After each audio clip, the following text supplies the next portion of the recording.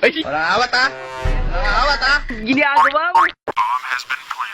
Up in a nasty girl, Hayop na mukha yan. nasty. Up in a nasty girl, nasty. Up in a nasty girl, nasty. Up in a nasty.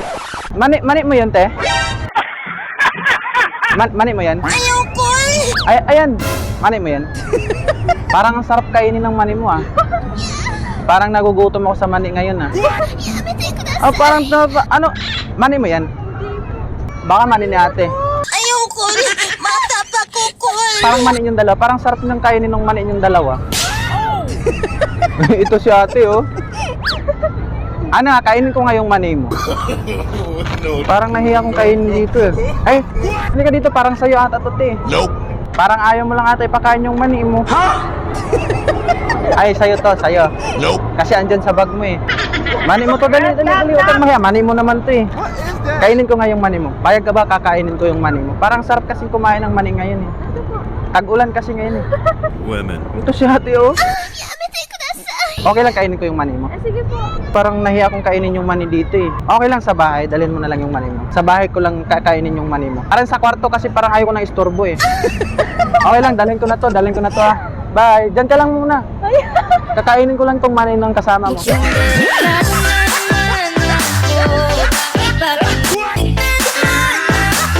Sabi mo, just come over.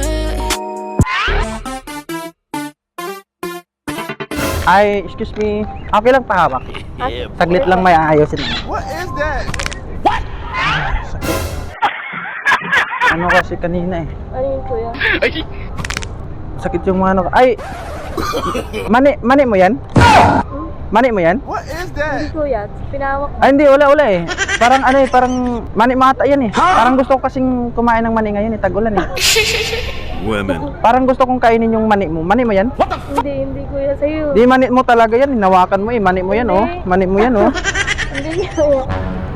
Mani mo yan. Hinawakan mo, eh. Hindi sa'yo.